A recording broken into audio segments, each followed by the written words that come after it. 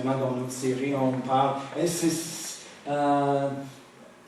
c'est bon pour la série aussi, parce qu'on parle au sujet de réveil.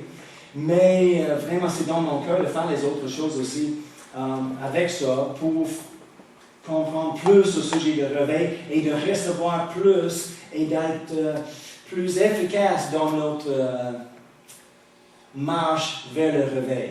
Comprenez-vous? Okay. Donc, premièrement, je vais parler au sujet le rôle du pasteur ce matin.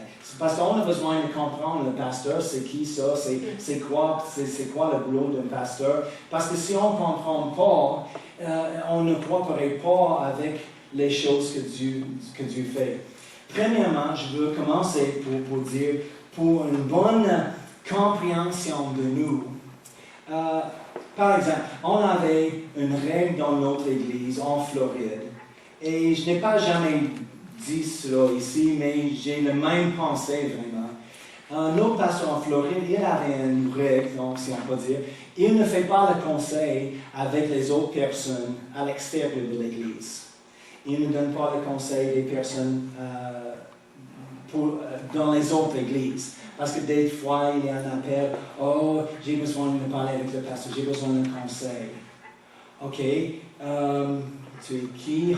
Parce qu'on ne connaît pas la personne, il fréquente notre église. Et « Oh, avez-vous une église? » C'est parce que c'est la première chose. Souvent, le problème, il n'y en a pas dans une église, il n'a pas enseigné la parole, et la parole de Dieu va régler beaucoup de choses dans notre vie.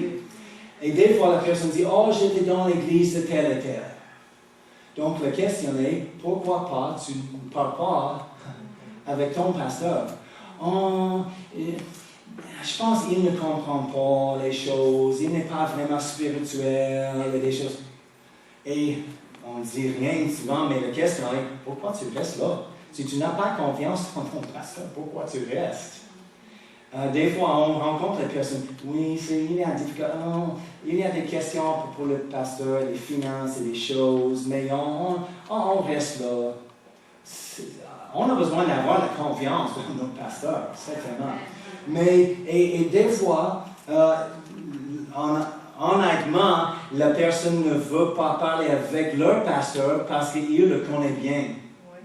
Et ils comprennent déjà la réponse, ils vont recevoir de lui. Ils cherchent un étranger pour expliquer une portion de l'histoire pour recevoir une autre réponse peut-être. Dieu travaille pas comme ça. Donc, même dans notre église, on avait une règle parmi le staff, moi et l'autre pasteur, si on parle avec quelqu'un dans l'église, on discute toutes choses avec l'autre pasteur. Parce que des fois, juste comme les enfants, combien de temps un enfant arrive à maman, et maman dit non, donc ok, je vais demander papa. On avait la même règle dans notre maison, si maman dit non, papa dit non aussi. Ne demande pas, c'est pas correct pour demander papa si tu as déjà, la réponse est pareille. Mais des fois, on veut essayer de changer les détails un petit peu pour recevoir une réponse favorable. Mais si on veut la vérité, on a besoin d'avoir la vérité, n'est-ce pas? Donc, pour donner le conseil pour quelqu'un, et c'est pourquoi l'autre chose, si quelqu'un ne vient pas à l'église et refuse de fréquenter les réunions, on ne donne pas le conseil non plus. Parce que le meilleur conseil est du Saint-Esprit. Pendant la prédication, même ici, parmi vous, de temps en temps, quelqu'un dit « Oh, c'est pasteur, c'était merveilleux, c'était juste pour moi ce matin. » « Oh, c'est bon, parce que tu as dit ci et ça. »« Oh oui, j'ai dit ça, ok. » Une autre personne, la même journée, dit « Oh, pasteur, c'était juste pour moi ce matin. » C'est pas possible, je peux faire les choses en mesure pour chaque personne. Non, mais le Saint-Esprit, il peut le faire pour chaque personne, parce qu'il comprend tous les besoins, toutes les questions, toutes les choses que je ne connais pas. Mais c'est la meilleure façon de recevoir une réponse de Dieu. C'est par la parole, dans la louange, dans l'enseignement, dans la prédication. Dieu va parler. Et si quelqu'un n'est pas là, il va manquer leur réponse. Donc, la première exigence pour nous, notre Église, on dit, viens à l'Église. Assieds-toi dans la chaise, reçois de Dieu. Et si en quelques semaines, 2-3 semaines, tu as toujours besoin d'une réponse, certainement on va parler. Mais c'est pas juste parce qu'on dit, oh non, on n'aime pas donner le conseil, de parler avec les gens, c'est plat. Non, non, non. On comprend, nous sommes humains, le meilleur conseil vient du Saint-Esprit, de la parole de Dieu. Amen. Et pendant la prédication sur l'onction de Dieu, quand le pasteur prêche, les réponses viennent. Des fois, on sort le chemin pour dire quelque chose. Pourquoi on dit ça? Parce qu'il y a un besoin quelque part. Quelqu'un demande à Dieu pour quelque chose et il en donne une réponse. C'est merveilleux, vraiment. C'est quelque chose de surnaturel. Mais l'autre chose est pour quelqu'un de venir à l'extérieur. Le pasteur dit, c'est pas possible parce que nous sommes, comme ici, nous sommes parole de la foi. Okay? Ce n'est pas vraiment une dénomination, mais une fonction comme une dénomination. C'est pas, en tout cas. Et quand on parle au sujet de la foi, les personnes comprennent qu'est-ce qu'on dit quand on parle au sujet de la foi. Si vous êtes ici depuis longtemps, tu comprends. Les autres qui viennent disent, oh la foi, oh oui, je crois en Dieu. Non, on ne parle pas de ça, comme ça. La foi est juste de croire en Dieu. Mais le pasteur, là, c'est pourquoi j'explique ça, parce que je pense que c'est tellement important de comprendre. J'étais dans la parole de foi plus que 30 ans maintenant. Rempli du Saint-Esprit plus que 30 ans. Et dans les choses comme ça, j'ai suivi le ministère de Kenneth Hagin plus que 30 ans.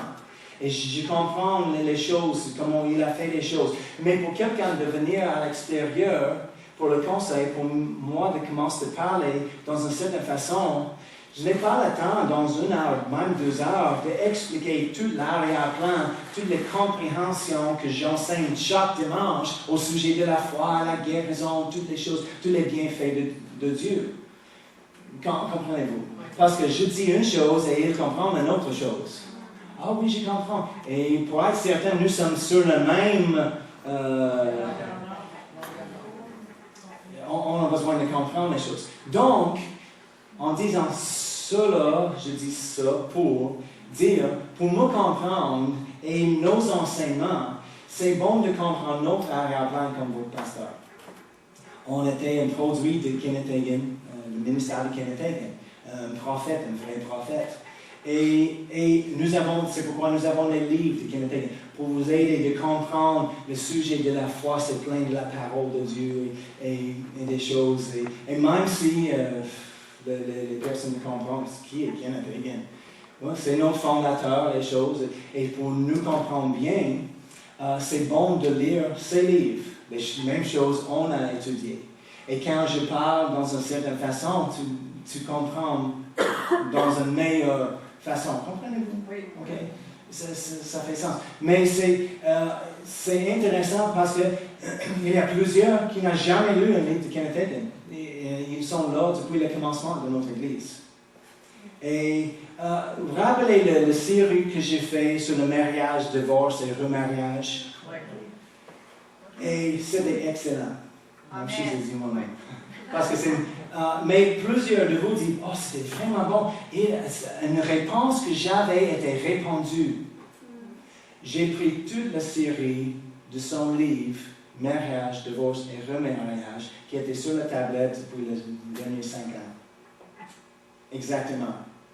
Et quand plusieurs disent, les questions sont vraies, j'ai pensé, si tu as lu le livre, c'était déjà répondu avant que j'ai prêché ça. Amen. Mais c'est juste à dire, cette année, c'est pas pour lire les livres et ne viens pas à l'église, oh, je suis content. Non, c'est juste comme les vitamines supplémentaires, comprenez-vous. Donc c'est très bon de comprendre ça. Tournez avec moi Ephésiens 4.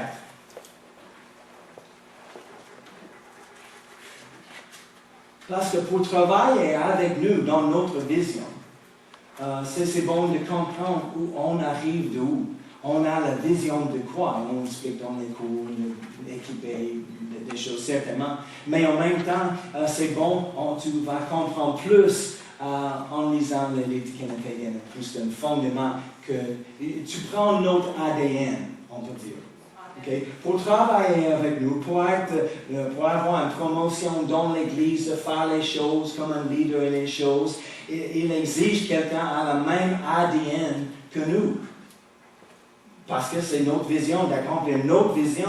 On a besoin de quelqu'un qui peut faire les choses exactement comme nous, dans chaque département. Comprenez-vous? C'est normal. Si un président de compagnie dans le monde, dans les affaires de Xerox ou quelqu'un, il embauche quelqu'un d'aider dans la compagnie, de prendre la compagnie plus loin, mais il a embauché quelqu'un de chez Subway, une autre vision pour les sandwichs, pas les photocopies, des choses, et une autre vision, une autre façon de faire les choses, et il vient, oh ok, je comprends les choses, je vais accomplir les choses dans ma façon.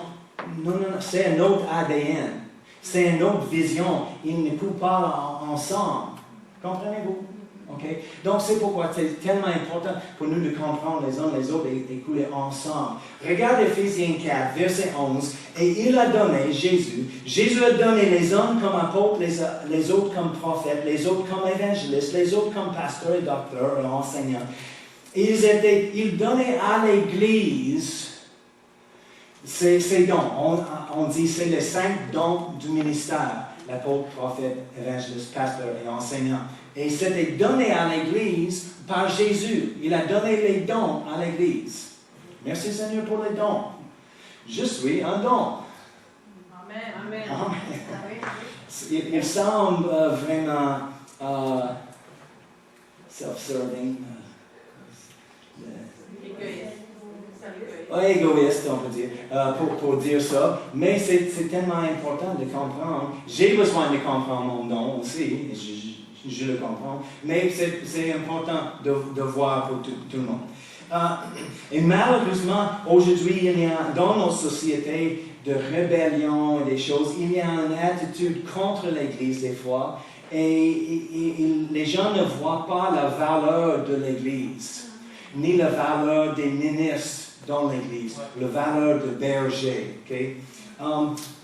Malheureusement, peut-être en particulier dans certaines églises ou dénominations, il y a des abus dans l'Église, parmi les gens, par les ministres. Et à cause de ça, il y a une grande rébellion aujourd'hui contre l'Église, contre aucun respect pour les ministres et les choses. Quand j'ai grandi, je me souviens, si quelqu'un est un ministre, un pasteur, un évangéliste, c'est quelqu'un, même si c'est de notre église ou quelque chose, tout le monde, oh, il est un pasteur, il y a beaucoup de respect. Aujourd'hui, des fois, c'est comme un joke. Oh, c'est un pasteur. Quelqu'un dit, ici au Québec, oh, il parle de moi, mon pasteur est de là. Oh, il est un pédophile. Non. Parce qu'ils pensent à cause des abus, des choses qui se passent dans l'Église. Oh, évidemment, chacun qui est... Non. Donc, juste parce qu'il y a des abus et des excès, on ne torse pas toute la vérité. Il y a toujours les dons que Jésus a donnés à l'Église. Okay? Le pasteur est un des dons. Et je dis tout cela aussi parce qu'on va doubler encore et les personnes à l'extérieur du monde arrivent dans l'Église et c'est important, on va garder contre l'attitude dans le monde et ne laisse pas l'attitude du monde arriver dans l'Église. Parce qu'on n'a pas un problème avec ça, mais des fois d'entendre les critiques et les choses du monde, oh, les petites choses, si on ne sommes pas prêts pour des choses, on va, oh oui, ok, oh oui, je peux le voir. Et on laisse les choses bien, et après temps, il juste grandit. Okay? Pourquoi il a donné les dons à l'Église? Tournez à Matthieu 9. Matthieu 9, versets 35 et 38. À 38. Matthieu 9. Jésus parcourait toutes les villes et les villages, enseignant dans les synagogues. C'est Matthieu 9, 35. Et guérissant toute maladie et toute infirmité. Il n'a pas laissé quelqu'un malade. Oh, c'est notre Jésus. Et guérissant toute maladie et toute infirmité. Verset 36. Voyant la foule, il fut ému de compassion pour elle parce qu'elle était languissante et abattue comme des brebis qui n'ont point de berger. Alors il dit à ses disciples, la moisson est grande, mais il y a peu d'ouvriers. Priez donc le maître de la moisson d'envoyer des ouvriers dans sa maison, dans sa moisson. Mais remarquez, il a dit, il a vu la foule, il fut ému de compassion pour elle. Pourquoi? Parce qu'elle était languissante et abattue comme des brebis qui n'ont point un berger. Le mot dans la Bible pour pasteur, c'est un berger. Littéralement, ça veut dire un berger qui prend soin des brebis. Et il a dit ici, la foule était languissante et abattue comme des brebis sans pasteur, sans berger. C'est pourquoi il a donné le don de pasteur, les autres ministres aussi, à l'Église pour garder les personnes ensemble comme le troupeau, pour prendre soin des personnes, pas pour abuser des personnes, pas pour avoir la grande autorité, la puissance. Je suis en contrôle! Et j'ai rencontré les pasteurs comme ça. Si tu as besoin d'acheter une autre voiture, appelle le pasteur, tu demandes quelle couleur et quelle marque.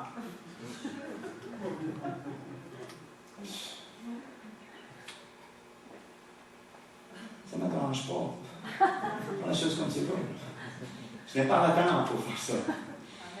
Non, le pasteur est pour aider dans notre vie spirituelle. Pas dans tous les détails. Si je travaille, je prends un autre emploi, j'ai demandé le pasteur et il va prier.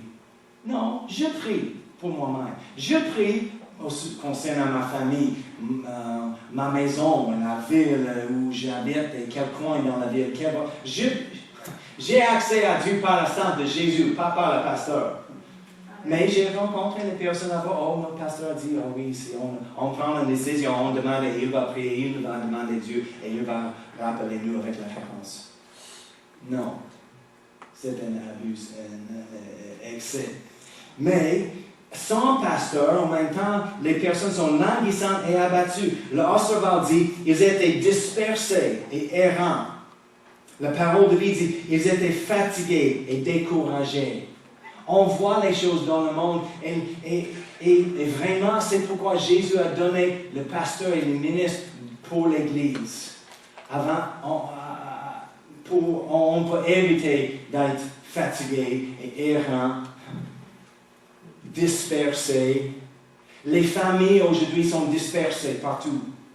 Dysfonctionnelles, on dit? Dysfonctionnelles. Pourquoi? Il manque un pasteur. Il manque les choses. C'est pas à dire, le pasteur est la réponse pour tout. Non, mais Jésus est la réponse de toutes choses. Mais Jésus a donné à l'Église le pasteur pour aider dans les choses. Jésus est le grand berger et les pasteurs sont les sous-bergers. Comme Paul a dit, suis-moi comme je suis Jésus. Quand le pasteur suit Jésus, suit le pasteur. S'il arrête de suivre Jésus, arrête de suivre le pasteur. Certainement, les pasteurs sont les hommes imparfaits, juste comme tout le monde. Mais la différence, il a un appel surnaturel de Dieu pour prêcher l'Évangile, pour enseigner l'Évangile, les choses. Pas pour vivre une vie chrétienne. Le pasteur et l'évangéliste, quand les tentations arrivent juste comme dans votre vie. Quand les symptômes, les circonstances de la vie, les tempêtes de vie arrivent dans leur vie, c'est juste comme vous autres. Il n'y a pas une onction spéciale, une réponse spéciale parce que, c'est dans le ministère, la guérison coule facilement pour lui parce qu'il est le pasteur dans le ministère. Les circonstances, il ne comprend pas. Non, on était là dans toutes les circonstances de la vie, juste comme vous autres. Et on doit employer la parole de Dieu, mettre les promesses de Dieu en pratique, juste comme vous autres, de déclarer notre foi, de prier dans l'esprit, de faire les choses juste comme un chrétien. Parce qu'il n'y a pas une onction spéciale pour vivre la vie chrétienne, sauf la parole et le Saint-Esprit. Juste comme un chrétien. Mais pour arriver dans le pulpit, pour prêcher l'Évangile, pour expliquer les choses, il y a une onction spéciale sur les ministres, selon leur don, selon leur appel, okay, pour faire les choses. Donc, des fois, il y a beaucoup d'excitement pour l'évangéliste qui vient. Parce que, il vient, c'est très, très puissant et des choses. On a une attente. Il coule dans les dons de l'esprit, il fait des choses. Il vient aujourd'hui, je suis très excité. Et la prochaine semaine, c'est le pasteur.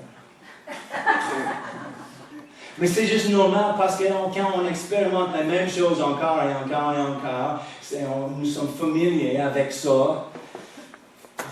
Il y a tendance pour il devient normal, commun et ordinaire. Mais on a besoin de rappeler, parce que en petit dans les églises, le berger, il habite avec les brebis chaque jour. Il arrive dans le matin. Oh, pasteur, blablabla. Attends, où est le café? Okay, on voit les côtés naturels, parce qu'on voit plus du pasteur. Dans le matin, quand il était fatigué, il a les symptômes peut-être, il est avec la famille, il était de vacances, toutes les choses naturelles. Et si nous ne sommes pas prudents, on voit simplement le côté naturel. Non, on a besoin de rappeler, non, c'est le don de Dieu pour moi dans ma vie, dans ma famille. Okay? Il y a un danger d'être trop proche.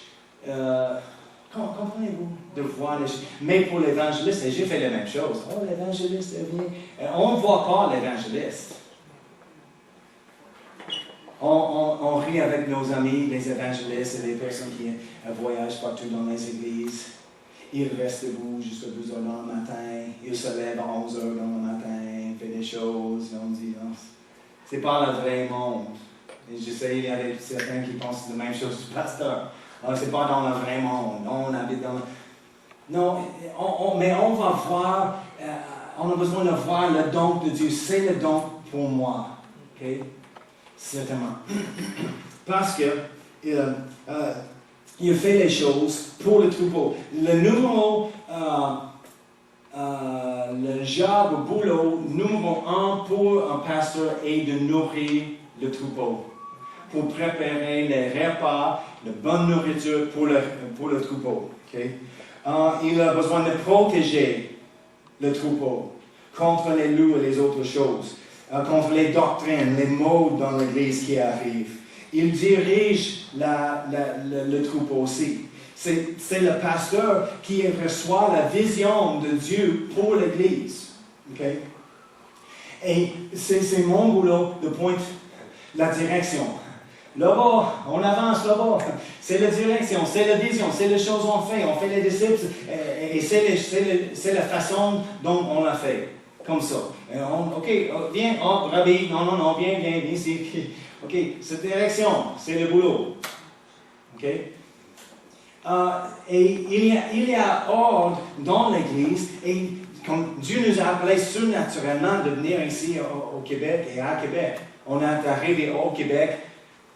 OK, nous sommes ici maintenant. Québec est grand. Après presque 2 ans, enfin, on a reçu la direction. C'était pas parce qu'à cause de Dieu, c'était nous, on était grands et fracturés un petit peu. On a reçu la direction ici à Québec. On était appelés ici. Mais on n'était pas appelés ici pour quelqu'un de me venir avec la vision.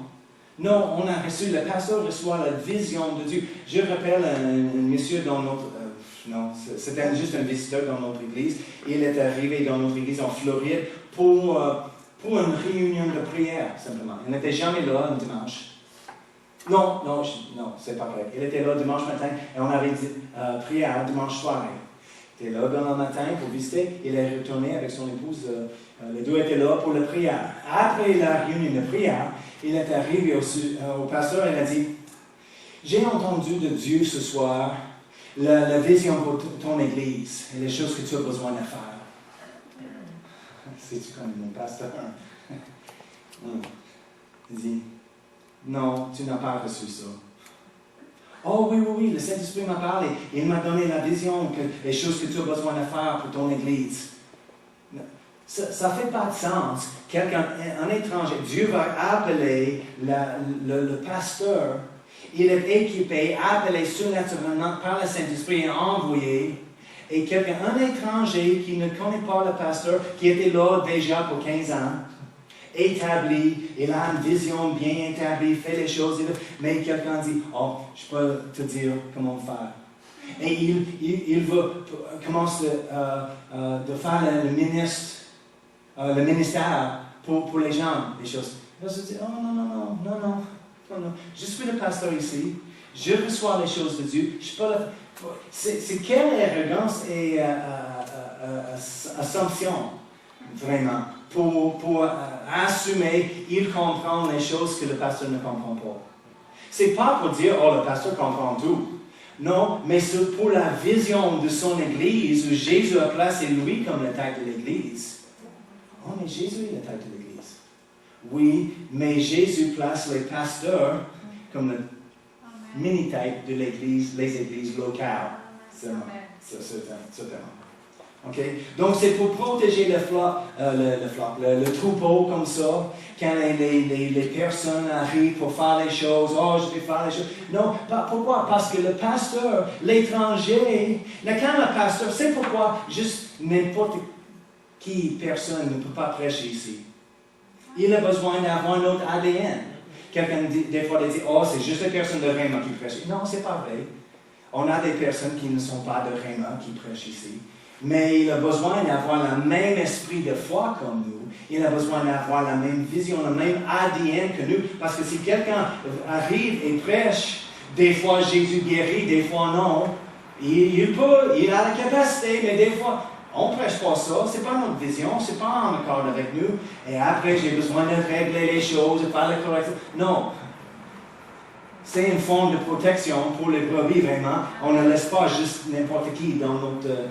C'est la même chose avec les leaders. On ne laisse pas juste n'importe qui d'avoir une position parce que tout le monde va dire, oh, c'est le leader, il accomplit les choses dans la même façon que le pasteur. Si la personne vers le chemin, sur le chemin pour une autre chose, c'est pas notre vision. Reviens. Okay? C'est tellement important. On garde le DNA, l'ADN et la vision que Dieu nous a donnée. Éphésiens 4 encore, on va lire en plus. Éphésiens 4, il a donné certains comme ci, ça, les apôtres, prophètes, pasteurs, enseignants, évangélistes. Verset 12. Pourquoi? Parce qu'on parle au sujet de la description de son emploi. Pour le perfectionnement des saints en vue de l'œuvre du ministère et de l'édification du corps de Christ. Les dons du ministère sont là pour édifier le corps du Christ. Viens, tu peux le faire. Vous êtes fort, Jésus-Christ. Des choses comme ça, ok? Édifiant. Et pour le perfectionnement des saints en vue de l'œuvre du ministère, jusqu'à ce que nous soyons tous parvenus à l'unité de la foi. C'est pourquoi nous avons une vision. On peut être autour de la vision dans la même façon, avec la même vision. À l'été, donc fait à la mesure de la stature parfaite de Christ, afin que nous ne soyons plus des enfants, flottant et emportés à tout vent de doctrine. Souvent, il y a des doctrines qui viennent. Il fait les cycles de temps en temps. Kenneth Hagin a dit, il a vu la même chose parce qu'il a dit, le diable n'a pas les nouveaux trucs. Il fait la même chose, il a fait dans tout le temps. Il a dit, une doctrine arrive, les excès concernant quelque chose, et tout le monde dit, oh, plusieurs personnes, oh, c'est merveilleux, as-tu entendu la nouvelle révélation de ça? Et plusieurs, et il va passer après un temps. Après quelques années, il commence encore. Il a dit, dans son ministère de plus que 60 ans, il a dit la même chose, des fois, 3 fois, dans le cycle. Oh, pas encore. Parce que l'ennemi a fait la même chose de temps en temps. Okay? Mais c'est le boulot pour les 5 dons du ministère, afin que nous ne soyons plus des enfants flottants et emportés à tout vent de doctrine, par la tromperie des hommes. J'ai parlé au sujet de madame qui était dans une grande réunion. Oh, le Saint-Esprit, il se manifeste dans les plumes des colonnes. Mais elle était trouvée. Elle a placé elle avait les choses cachées dans la... Quand elle a imposé les mains sur les personnes, elle a laissé un petit plume. Oh, regarde, le Saint-Esprit se manifeste. Tout le monde dit, oh, wow, as-tu entendu? J'ai entendu au travail le prochain jour. As-tu entendu les choses qui se manifestent? Reste avec la Bible. Oh, c'était merveilleux. Mais elle a été filmée. C'était triste. Mais c'est les choses, les vents de doctrine, par la tromperie des hommes, par la ruse dans les moyens de séduction, mais que professant la vérité dans la charité, nous croissions à tous égards celui qui est le chef, Christ. Donc, c'est pour la perfection, la maturité, on peut dire. Le pasteur, il amène la maturité dans les enseignements des choses. On grandit en Christ avec ça. Si on regarde, je vais lire un autre verset en Acte 18. Je vais terminer bientôt ici. Acte 18.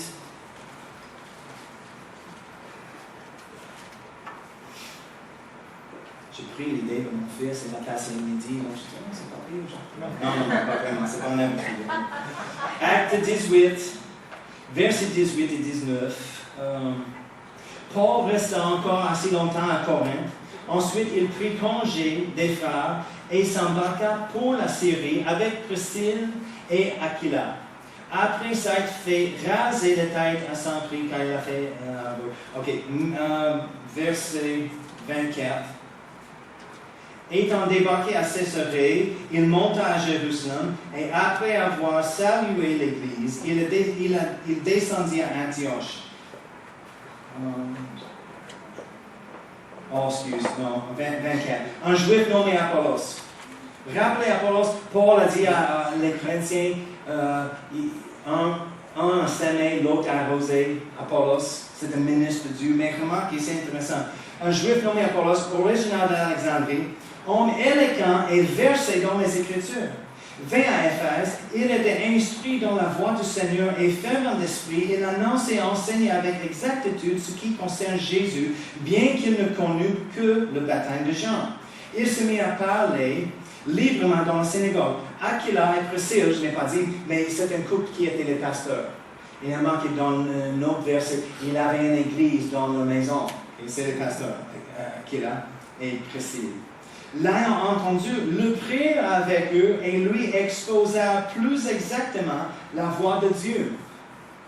Encore, la maturité. Le pasteur était là pour aider les autres, pour amener une maturité. Il connaît les versets bien dans la Bible. Il a prêché bien, mais ils ont amené dans une façon plus exacte dans la parole de Dieu. Donc, je dis tout cela ce matin juste pour une chose, d'avoir une attente. Pasteur et moi, on a besoin de prendre soin de l'Église dans une façon surnaturelle. Et des fois, je trouve que j'ai dit les choses et plus tard, je trouve que c'était exactement la réponse. Je dis merci Seigneur. Parce que des fois, je ne connais pas. Oh, c'est ta réponse et non, je parle de mon cœur et de Saint-Esprit dans les choses et je ne connais pas. Mais avoir une attente pour Dieu de fonctionner à travers de nous, par les dons de l'Esprit, par les choses surnaturelles, parce qu'on a besoin de faire les choses surnaturellement. Et on l'a fait, on a fait jusqu'à maintenant les choses, mais on va faire plus, à un autre niveau. Okay? Parce que si nous sommes donnés à l'Église, nous sommes l'Église tous ensemble, et nous sommes ici pour vous, ça fait sens pour nous d'être plus efficaces pour vous autres, pour vous de recevoir les choses. C'est pourquoi Paul a dit, prie pour moi, quand j'ouvre la bouche, je déclare exactement avec audace le mystère de l'Évangile. Oui. Et quand vous priez pour nous, et on prêche, on enseigne, le Saint-Esprit nous donne les enseignements, le verset, soudainement je pense que notre verset qui est une réponse de quelqu'un. C'est plus efficace, c'est plus surnaturel, et c'est pour le bienfait de toute l'Église. Okay? Et des fois, les personnes voient juste l'homme. J'ai entendu souvent les personnes dire, le pasteur c'est juste un homme. Notre Église, on n'a pas un pasteur. Quelqu'un m'a dit une fois, le pasteur qui était fait des autres choses, on n'a pas une église, mais ce n'est pas important pour l'église d'avoir un pasteur. Il dit, parce que n'importe qui peut enseigner, Donc, on prend les tours, quelqu'un arrive avec un enseignant, enseigne les choses. Et c'est vrai, on voit, la Bible dit, chacun peut arriver avec une exhortation, enseignement, chant, prophétie des choses. Mais il y a un autre niveau de l'onction sur quelqu'un avec l'appel de Dieu surnaturel pour faire les choses, pour déclarer les choses. Et des fois, on peut regarder la différence entre les exhortations, et c'est bon les exhortations, les prophéties, les choses, mais quand le don du ministère arrive sur l'onction, c'est juste un autre niveau. Et on a besoin plus de ça et d'être plus efficace. Je ne sais pas si je m'exprime bien ce matin, comprenez-vous? Oui. Les personnes qui ont une attente vont recevoir les choses de Dieu il a pour eux. Mais la personne qui voit juste c'est le gars. Il ne voit pas, il n'a pas une attente. Il a une attente de recevoir le gars l'année. Mais la personne qui a une attente de recevoir, Dieu a envoyé quelqu'un. C'est pas pour m'élever, tu comprends? J'ai aucun intérêt dans le pouvoir, le contrôle. C'est pas vraiment, même dans le naturel, c'est pas ma personnalité. Mais j'ai besoin d'honorer le don que Dieu m'a donné pareil et fonctionner au-dedans à pleine capacité. Avec une attente, tous ensemble, on va avoir le maximum que Dieu a planifié pour nous comme une Église et pour rencontrer les besoins des autres personnes qui arrivent.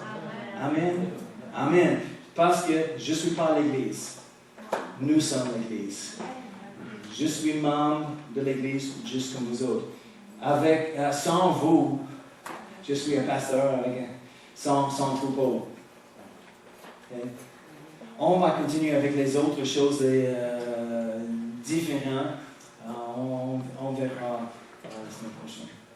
On va prier. Merci Père éternel.